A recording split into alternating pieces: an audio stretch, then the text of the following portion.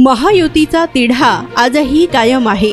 महायुतीच्या जागा कमी जाहीर झालेल्या आहेत। युतीची बोलणी झालेली नाही तर आमची चर्चा सुरू आहे। उद्या निवडणुकीची घोषणा होऊ शकते, त्याकरता आज बैठक झाली असल्याचं आमदार रवींद्र धंगेकर यांनी म्हटलंय। तर काँग्रेस पक्ष सगळ्या मित्र पक्षाला विचारात घेऊन काम करेल। भाजप, शिवसेना आणि राष्ट्रवादी यांची पूर्ण युती अजूनही झालेली नाहीये, तर भाजपला ज्या वाटतात त्याच जागा त्यांनी जाहीर केल्या आहेत। कुणाला पक्षात घ्यायचं, कुणाला उमेदवारी द्यायची याचा निर्णय पक्षच घेईल। मी कार्यकर्ता म्हणून काम करेल व पक्षवाढीसाठी कुणी आलं तर त्यांचं स्वागतच केलं पाहिजे। पक्ष सांगेल त्याचा प्रचार करणार आणि कोणालाही उमेदवारी दिली तरी कार्यकर्ता म्हणून मी काम करेन, असे यावेळी आमदार रवींद्र धंगेकर यांनी म्हटलं। बघा, आपण म्हणल्याप्रमाणे त्यांच्यामध्ये बी अजून तिढा आहे। त्यांना ज्या जागा वाटतात त्या जागा त्यांनी जाहीर केल्या। शिंदे गट आहे, अजितदादा गटाचे उमेदवार अजून ठरलेले नाहीत।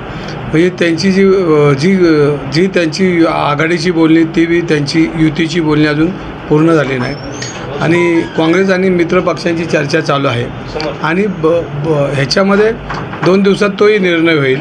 आचारसंहिता उद्या लागेल का परवा लागेल अजून मला काही सांगता नाही येणार, पण निवडणूक आयोगाने बैठक घेतली आणि त्या बैठकीत होऊ शकतं। आपल्याला माहिती आहे की निवडणूक आयोगाला एक मीटिंग होती आणि त्या मीटिंगमधनं ते जाहीर करतात, तर उद्या जाहीर होऊ शकतं असं तुमचं आमचं मत आहे। पण काँग्रेस पक्ष सगळ्यांच्या विचाराला घेऊन, मित्रपक्षांच्या विचारात घेऊन जे उमेदवारी जाहीर थोड्या 2 दिवसात करू शकतात। भाजपची पुण्यातली उमेदवारी जाहीर झाली आहे, त्यांनी प्रचाराला पण सुरुवात केली आहे, पण काँग्रेसचा अजूनही उमेदवार घोषित झालेला नाही। मी म्हणल्याप्रमाणे त्यांचे शिंदे गट, अजितदादा गट यांची पूर्ण युती झालेली नाही। त्यांना ज्या जागा वाटतं त्या जागा त्यांनी जाहीर केल्यात। त्याच पद्धतीने काँग्रेस मित्रपक्षांच्या विचाराने एकाच दिवशी उमेदवारी जाहीर केली असं मला वाटतं आहे। पण ही पण जागा तुमचीच आहे परंपरागत, मग इथं पण काही वाद सुरू आहेत का महाविकास आघाडीमध्ये? नाही, पक्ष म्हणलं की स्पर्धा असतात आणि स्पर्धा असल्या तर ते सगळ्यांना अधिकार आहेत आणि त्या अधिकारामध्ये सगळे उमेदवारी मागतात। अनेक नेत्यांनी पुणे शहरात उमेदवारी मागितली काँग्रेसच्या, त्याच्यामध्ये काँग्रेस पक्ष ठरवलं आणि उमेदवारी 2 दिवसात जाहीर होईल असं वाटतं आहे। तुम्ही महाविकास आघाडीच्या सगळ्या नेत्यांची भेट घेत आहेत, आज त्यांनी संजय राऊतांची भेट घेतली आहे। त्यांचं असं म्हणणं आहे की महाविकास आघाडीने मला पुण्याच्या लोकसभेसाठी उमेदवारी घोषित करावी, यासाठी त्यांच्या या भेटीगाठी सुरू आहे। कोणाच्या? वसंत मोरे। नाही, आता शेवटी पक्ष जो आहे तो निर्णय पक्ष घेऊ शकतो। कोणाला पक्षात घ्यायचं, कोणाला उमेदवारी द्यायची हे पक्ष ठरवतो। पक्ष जो निर्णय घेईल तो शेवटी काँग्रेस पक्षाचा उमेदवार आपल्याला निवडून आणायचा आहे। मग उमेदवार म्हणण्यापेक्षा काँग्रेस पक्ष म्हणून आपल्याला लढायचे आणि लोकशाहीच्या विरोधात ज्या पद्धतीनं सध्याचं राजकारण चाललं आहे ह्याला थांबवण्याचं काम तुम्हाला, आम्हाला आणि सर्व जनतेला करायचे। त्यामुळे उमेदवार कोण असण्यापेक्षा उमेदवार हा काँग्रेस पक्ष मित्र पक्षाचा निवडून आला पाहिजे, त्यासाठी माझ्यासारखा कार्यकर्ता प्रयत्न करेल। तुम्ही पण इच्छुक आहे, तुमच्या नावाची पण चर्चा आहे, असं असताना वसंत मोरे जर महाविकास आघाडीमध्ये आले तर तुमची तयारी आहे का त्यांच्यासाठी? माझं म्हणणं आहे काँग्रेस पक्षाचे सगळे लोक निर्णय घेतील तो निर्णय योग्य असतो, कारण शेवटी काँग्रेस पक्ष हा वाढीच्या दृष्टीने अनेक लोक येत असतील तर त्यांना घेणं काम आहे आणि त्यांना घेऊन काय शेवटी पक्ष निर्णय घेणार आहे। जो निर्णय घेईल आणि ज्याला घेतील, ज्याला उमेदवारी देतील तो आपल्याला कार्यकर्त्या नात्याने मान्य आहे। आपल्याला शेवटी काँग्रेस पक्षाच्या उमेदवारासाठी, मित्रपक्षांच्या उमेदवारासाठी आपल्याला काम करायचं। वसंत मोरे यांनी स्पष्ट असं संकेत दिलेलं आहे की मी लोकसभा लढवणारच आहे आणि मी तेवढ्यासाठीच मनसेतून बाहेर पडलेलो आहे आणि त्यानंतर मग त्यांना काँग्रेसमध्ये घेण्यासाठी मोहन जोशी तिथं गेले होते। त्यांना लोकसभा लढवायची असत, त्यांना तिकीट दिलं तर तुमचं काय म्हणतं? मी परत एकदा म्हणतो की काँग्रेस पक्षाचे नेते निर्णय घेतील। उद्या कोणालाही उमेदवारी दिली तर काँग्रेस पक्षाचा उमेदवार निवडून आणण्यासाठी माझ्यासारखा कार्यकर्ता प्रयत्न करेल। पण ते अपक्ष लढायला सुद्धा तयार आहेत, असं असताना मग पुण्यामध्ये तिरंगी लढत होऊ शकते।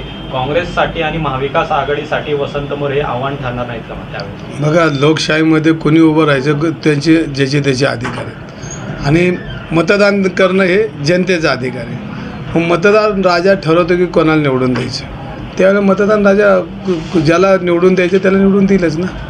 प्रशासक राजवटाची 2 वर्ष पूर्ण झाली आहेत, अधिकारी मस्त आहेत, पण पुणेकरांना, नागरिकांना मोठा त्रास होतोय।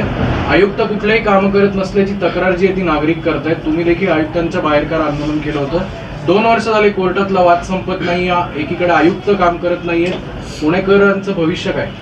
बघा, आपल्याकडं अटल बिहारी वाजपेयी यांच्या नावानं एक मेडिकल कॉलेज आपण चालू केलं आणि त्याच्यामध्ये 137 कोटी रुपये प्रोजेक्टचे काढून वार्डामध्ये अ ब कड असे वाटले त्यांनी.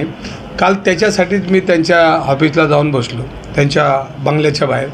त्यांना सातत्यानं सांगितलं की अ ब कड संपलं आहे, प्रशासकीय राजवट चालू झाली, तरी तुम्ही भारतीय जनता पार्टीचा अजेंडा का राबवत आहे?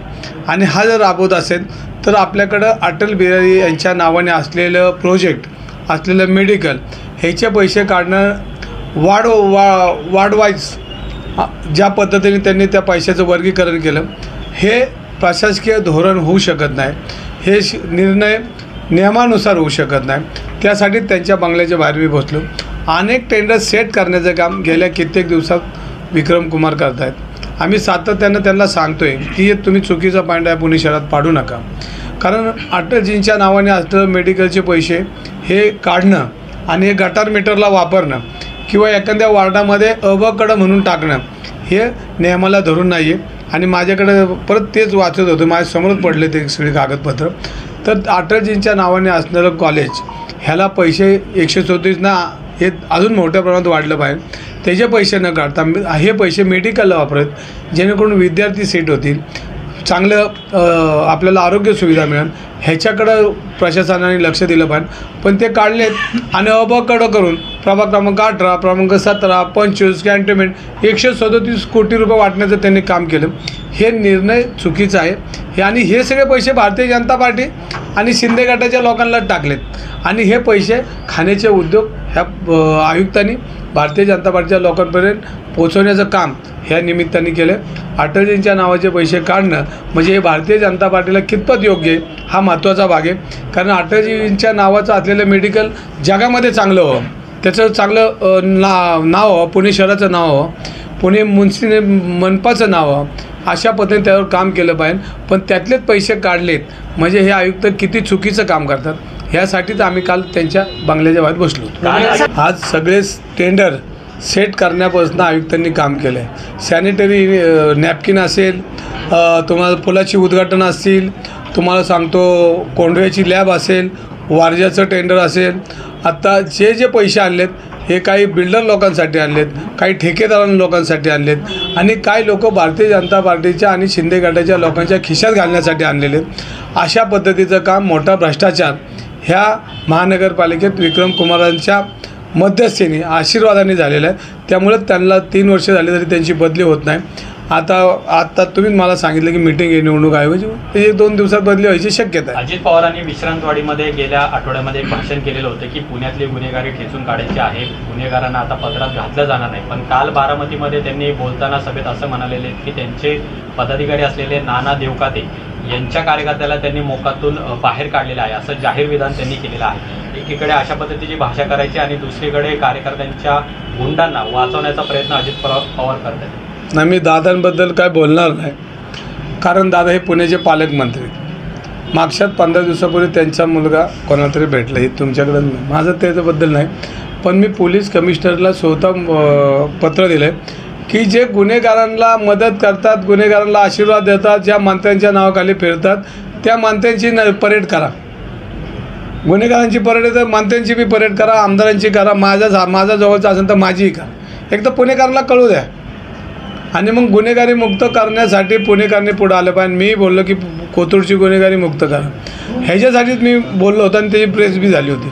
तर सातत्यानं गुन्हेगारांना पाठीशी घालून राजकारण करणारी जी लोकं असतील त्या लोकांनी सावध राहिलं पाहिजे. कारण आजचा दुश्मन उद्याचा दोस्त असतो. हे गुन्हेगार हे कोणाचे नसतात, हे यांच्या आईबापाचे बी नसतात. ज्याची सत्ता असते त्याच्या घरात ती जातात. तर हिने समजू नये की हे गुन्हेगार आमचे कायम राहतील, असं काय नसतं. उद्या सत्ता बदलली तर ते गुन्हेगार दुसऱ्या नेत्याच्या दारात उभे राहिलेले आपण कित्येक वर्ष बघितले. तर हे सगळ्या गुन्हेगारांनी बी ध्यानात ठेवा की कितपत यांच्यामध्ये आपण गेलं पाहिजे आणि आपला रास वाईट आहे हे त्यांनी ध्यानात ठेवलं. परेड काढली पाहिजे का? बघा, माझी काढा, माझ्याबरोबर गुन्हेगार असेल तर नाही दादांची माझी काढा. वसंत मोरेंसाठी रवींद्र धंगेकर माघार घेणार का?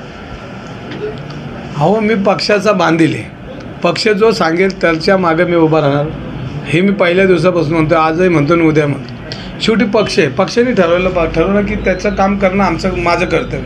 काल मुरली मोळ असं म्हटले की निकाल आमच्याच बाजूने लागला, समोर नाही, एकतर्फी लढत होईल असं ते काल म्हणाले. नाही, ते बोलतात ते वस्तुस्थिती खरी आहे, ते एकतर्फीच लढवतात. तर त्याला उत्तर जनता देईल ना. थोडीच मोहल देणार आहे.